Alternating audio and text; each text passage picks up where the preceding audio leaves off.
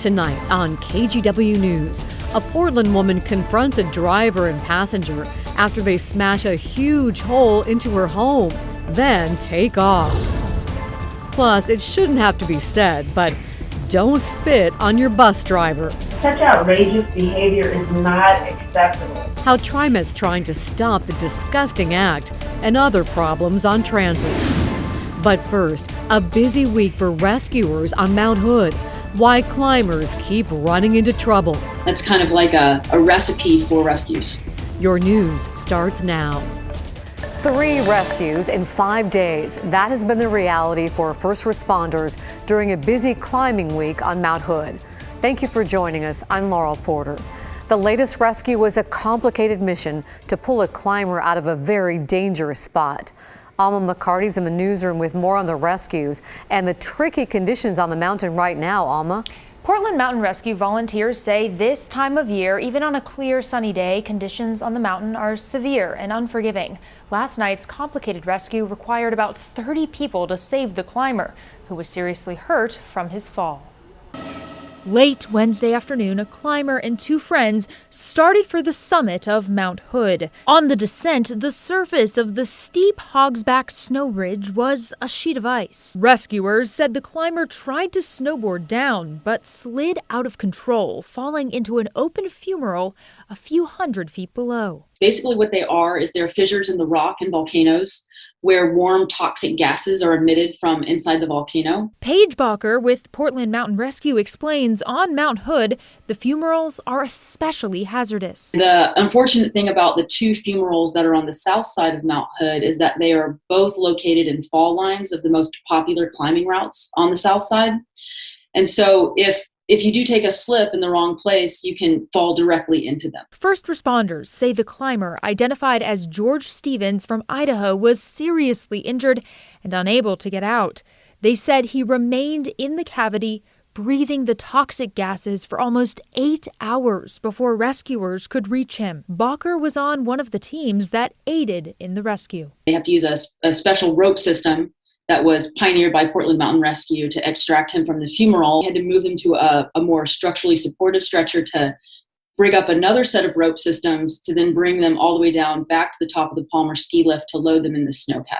She said when the sun comes out, the climbers come out, but that's not always a good thing, especially this time of year. With the really long stretch of nice weather and it being wintertime, that's kind of like a recipe for rescues. Portland Mountain Rescue took part in 2 other missions on Mount Hood within the last week. One of those was Saturday, when a climber reported that his equipment was failing and couldn't get down from the summit. One thing that I have noticed over the past shift, really in the past 5 years, is the increase in the number of climbers that we have attempting Mount Hood in the wintertime. It didn't really used to be much of a winter objective back when I started climbing. Bacher said unless you've got advanced mountaineering and navigation skills, it's best to wait until the spring. The days are longer, the snow is softer and more forgiving, but in the winter, the days are shorter and the snow is much icier and much less forgiving.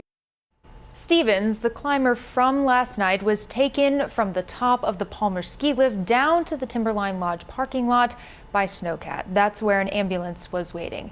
We do not know his current condition. Well, those rescuers are just amazing, and we hope the climber makes a full recovery. Thank you, Alma. Now to an update on breaking news we brought you last night. We now know a Clackamas County Sheriff's deputy shot and killed a man after that man allegedly tried to carjack multiple people. The shooting happened around 10:30 last night. Deputies had tried to get the driver to stop several times, even using a strip of spikes to flatten his rear tire, which ended up coming off as he drove fast north on Interstate 205. Eventually, the man crashed. Deputies reported he then tried to hold up drivers under the freeway overpass. Here are some clips from the radio communication to give you a feel of what was going on leading up to the shooting. It begins with deputies going north on 205, pulling up alongside the driver, trying to get him to stop. 3-6, he's got a handgun. He pointed it right out the driver's window at me. Just past Powell, still, he speeds to 85. He's running with a handgun in his hand. Right near, too, he's kind of playing Frogger, pointing a gun at someone, about to carjack someone. He's under Market Street trying to carjack people. Shot fired, he said, not in my car. 1-3 shots fired.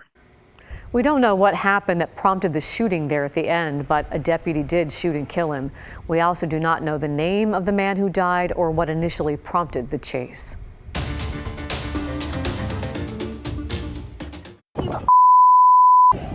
A patriot, for real. No license plate. A scary morning at an apartment building in Southeast Portland when someone drove a car into a home. This is on Southeast Alder and 162nd. Neighbors took video as one person ran away, you see there, while another person then drove the car away. This little boy comes from around, and I said to him, like, you're better off staying here. And he looked me dead in my eye and said, I'm so sorry, I'm sorry. And then he gets in the passenger seat, slides over to the driver, and then just takes off. People living in the building think the drivers are teenagers. No one was hurt in the home, and the building is structurally sound. But as you can see, there's a lot of cleanup to do. And Vancouver police are warning people of a TikTok challenge that has some teens damaging the doors of strangers. It's called the Door Kick Challenge. Users record themselves kicking open a door of an unsuspecting homeowner and then running off. Police said they responded to 7 of these incidents just yesterday. Here's a look at the areas where they happened. This is in the Hearthwood neighborhood in East Vancouver. The Vancouver Police Department wants people to report the challenge if it happens to them. Trimet says hostility and violence toward their operators is up over the last 2 years. And it's gotten so bad, they've now made a rule excluding riders who spit on or harm operators in other ways. But as Catherine Cook reports, operators have their doubts on how it will be enforced. When Trimet operators take their seats, they know they could be in for anything. Thank you very much. Some riders go out of their way to say thanks, but on occasion, others may physically assault an operator in any number of ways. Frederick Casey's wife is a Trimet bus operator. Daily, I worry about her out there because she runs a route that goes downtown. Casey is vice president of ATU 757, the Trimet Operators Union. For years, he and other members have asked Trimet to increase protections for their operators. This week, a step in that direction. The Trimet Board of Directors adjusted their code. It now gives Trimet the authority to impose long-term exclusions on riders who spit on or throw other bodily fluids on Trimet operators. It's the first time that they've actually acknowledged there is a problem. So we're hopeful that we can actually build on that with them. Trimet is facing a shortage of operators and is actively trying to recruit them. They're even offering bus drivers a $2,500 signing bonus. For the agency, adjusting their code is also a message to potential recruits.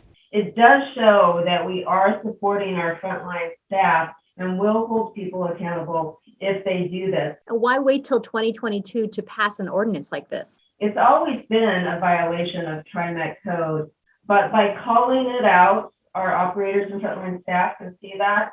And also, it does make that viable then for a long-term exclusion that only qualifies for a serious physical offense. Trimet is firm. Riders who violate their exclusions will be arrested. But how would someone spot them? Union members say under Trimet's rules, it would be tough for anyone, except the operator they assaulted, to do that. One, they do not distribute any photograph of anybody that's been excluded. So they say that that would be discriminatory. Trimet says the most likely way an excluded rider would be found out is if they encounter one of the agency's 18 customer safety supervisors. Their job is fare enforcement. If they come across someone who's been excluded, they would call police who would make the arrest. Such outrageous behavior is not acceptable. Don't do it to our employees. You really shouldn't do it to anybody. Now that they've acknowledged it, let's try to solve it. Catherine Cook, KGW News. Oregon is continuing to see COVID hospitalizations increase, but we're not yet at the same levels we saw in September. There are now 1,130 people in the hospital with confirmed cases of COVID in Oregon. That's about 50 people shy of the all-time high set in September. In Southwest Washington, Clark County is seeing a similar trend. Right now, there are 118 people in the hospital with COVID in Clark County. This graph shows that's still below the high there as well.